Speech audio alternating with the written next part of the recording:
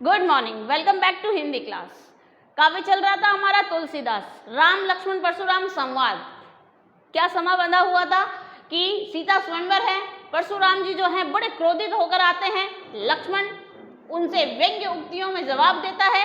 क्यों? क्योंकि लक्ष्मण जो है वो चंचल है, वो उनसे जवाब पे उत्तर दिए जा रहा है। ठीक है, परशुराम भी क्रोधित स्वभाव के, लेकिन राम जो है वो विनयशील है, वो वहाँ शांति से खड़े हैं। देखते हैं, पहला पद में हमने पढ़ लिया था, लास्ट तक कहते हैं कि लक्ष्मण जो है उन्हें छेड़ते हुए या उनका जवाब देते हुए कहते हैं कि ये धनुरी तो है, हमने बचपन में बहुत सारी ऐसी जो है धनुरियाँ तोड़ी है, तो आपने ऐसी रीस यानी इतना क्रोध तो आपने कभी नहीं किया। ठीक है, इसी धनुष पर आपकी इतनी ममता क्यों है? तो वो सुनकर जो है क्रोधित होकर कहते हैं कि तुम जो है काल के वश में हो, तुम्हें अभी समझ नहीं है बोलने की। तो ये त्रिपुरारी का धनुष है, कोई मामूली धनुरियों के समान नहीं है। ठीक है, नेक्स्ट दूसरा पद हम देखते हैं, सुनना ध्यान से।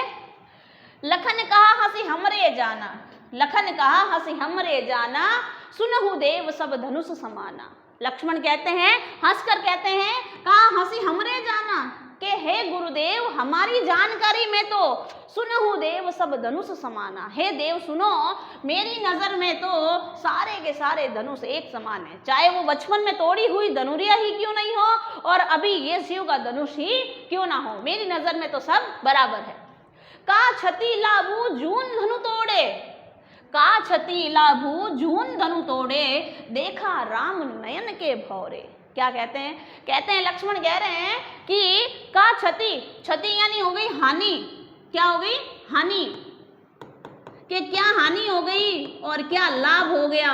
यहाँ पर जून का महीना नहीं है, यहाँ जून है पुराना। क्या है? पुराना।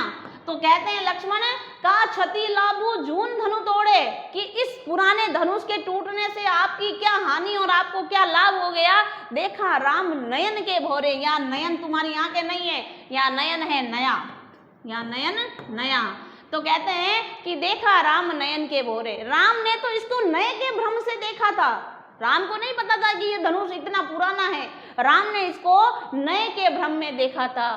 छुअत टूट रघुपति न दोषु, लक्ष्मण कहते हैं छूते ही टूट गया, रघुपति का कोई इसमें दोष नहीं है। बिनु काज करे कत रोसु, हे मुनि बिना कारण ही क्यों रोसु यानी क्यों रीस कर रहे हो, क्यों क्रोध कर रहे हो, क्योंकि राम ने तो इसको नए के भ्रम में देखा था और छूते ही टूट गया। बोले चिते फरसु की ओरा, चिते यानी देखकर किसकी तरफ? हमेशा हाथ में क्या रखते हैं? परसू यानी फरसा रखते हैं। तो चिते बार बार अपने फरसे की तरफ दृष्टि करके कहते हैं रेसठ, रेसठ यानी मूर्ख, रे मूर्ख सुनहु स्वभाव न मोरा, हे मूर्ख क्या तूने मेरा स्वभाव नहीं सुना है? सारा संसार जानता है, तुमने मेरे स्वभाव के बारे में नहीं सुना है।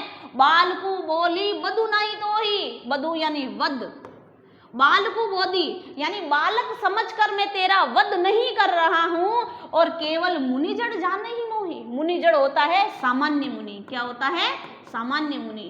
के रे मूर्ख, मैं तुम्हें बालक समझकर वध नहीं कर रहा हूं, तेरा छोड़ रहा हूं, और तुम केवल मुझे मुनिजड़ जान रहा है, तुम मुझे केवल नॉर्मल यानी दूसरे मुनियों ऋषि मुनियों की तरह सामान्य मुनि समझता है।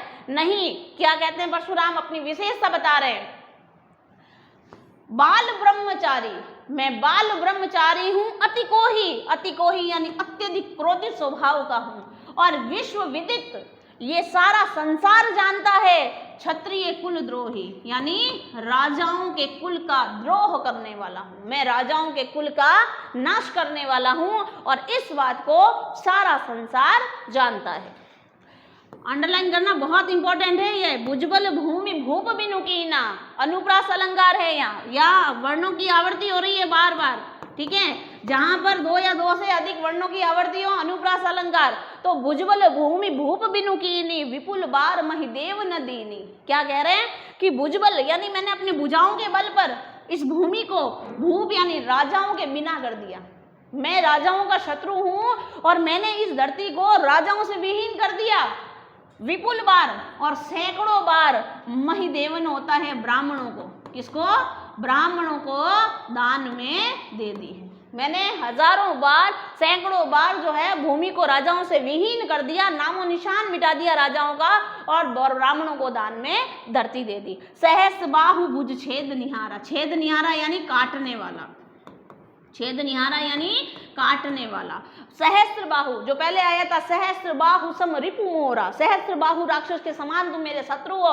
कह रहा है सहस्त्र बाहु के भुजाओं को काटने वाला है। परसु बिलोकु स्पर्शे को देख, महिप कुमारा, महिप यानी राजा, यानी हे राजा के पुत्र, हे राजकुमार, मेरे इस स्पर्शे को देख। इससे क्या है कि सैकड़ों बार मैंने जो है धरती को दान दे दिया ब्राह्मणों को, और सहस्त्र बाहु की भुजाओं को काटने वाला ये मेरा फरसा है। हे राजा के कुमार, इसे देख। क्या कहता है, मातु पितु जनी सोच बस, कि अभी अपने माता पिता को शोक के वश में कर देगा। सोच वश यानी होता है शोक के वश में कर देगा।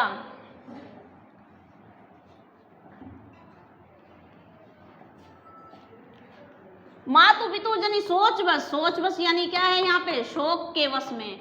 करसी महिष किशोर, महिष यानी राजा के कुमार, हे राजा के कुमार, अभी अपने माता पिता को तुम शोक के वश में कर दोगे। क्यों? मैं तुम्हारा वध कर दूंगा और तुम्हारे माता पिता किसमें, शोक में डूब जाएंगे।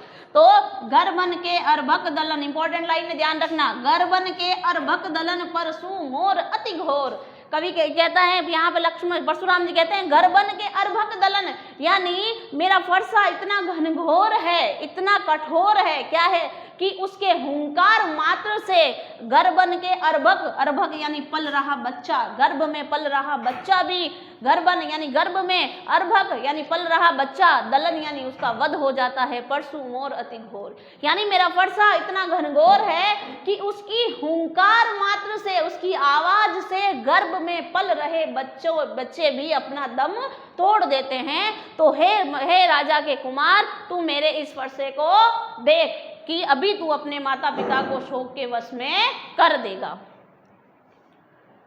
ठीक है, आज यहीं पर समाप्त होता है हमारा। अगला पद अगली क्लास में देखते हैं। Thank you.